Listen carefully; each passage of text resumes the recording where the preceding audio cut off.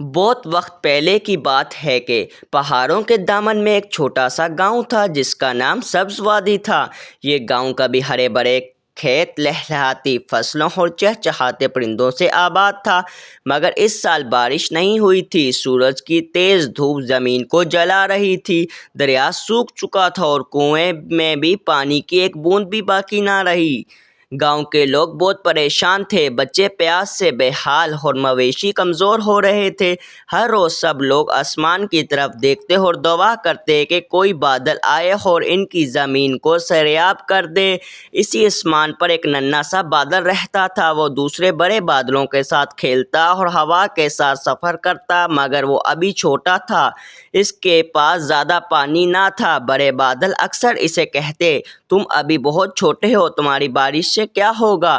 ننھا بادل یہ سن کر اداس ہو جاتا اور سوچتا، کاش میں بڑا ہوتا، طاقتور ہوتا تو کسی کی مدد تو ضرور کرتا۔ ایک دن وہ ہوا کی دوش پر سفر کرتے ہوئے سبز وادی کے اوپر سے گزرا۔ اس نے نیچے جھانک کر دیکھا تو زمین خشک اور پھٹی ہوئی تھی، درختوں کے پتے مرجھا چکے تھے۔ ایک چھوٹا سا بچہ اپنی ماں سے کہہ رہا تھا، امی بارش کب آئے گی؟ مجھے بہت پیاس لگی ہے۔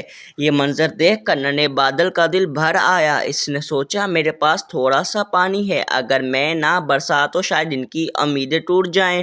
وہ ہمت کر کے نیچے جھک آیا۔ بڑے بادلوں نے اسے آواز دی، کہاں جا رہے ہو؟ تمہاری بارش سے کچھ نہیں ہوگا۔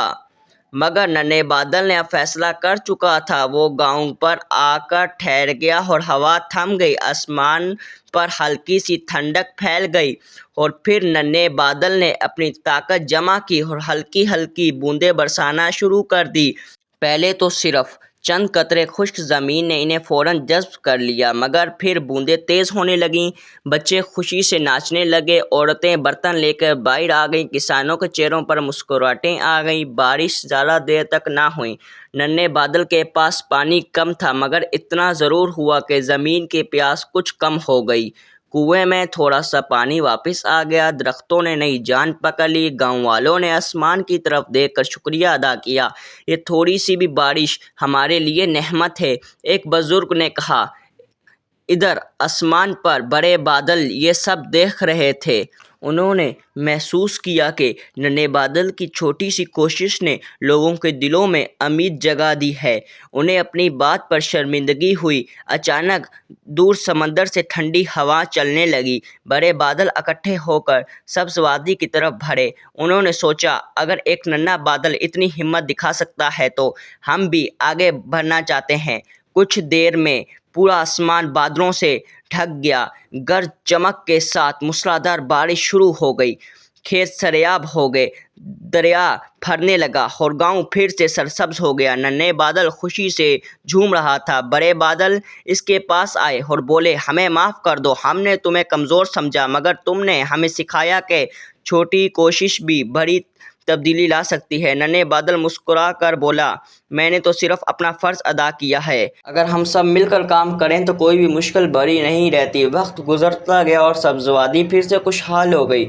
لوگ جب بھی بارش کی بوندیں گرتی تو بچوں کو یہ کہانی سناتے کہ کسی ایک ننھے بادل نے ہمت کر کر امید کی شمع جلائی تھی۔ اس کہانی سے ہمیں یہ سبق ملتا ہے کہ انسان چھوٹا یا بڑا نہیں ہوتا، اگر اس کے دل میں نیکی اور ہمت ہو تو وہ بڑی سے بڑی مشکل کو بھی آسان بنا سکتا ہے۔ کبھی بھی خود کو کمزور نہ سمجھو، کیونکہ ایک چھوٹا سا قدم بھی کسی کی زندگی بدل سکتا ہے۔ اور یوں ننھے بادل نے آسمان میں سفر کرتے ہوئے ہر اس جگہ جہاں امید کی ضرورت ہوتی اپنی چند بوندیں ضرور برسا دیتا۔ اس چینل کو لائک اور سبسکرائب کرنا مت بھولنا۔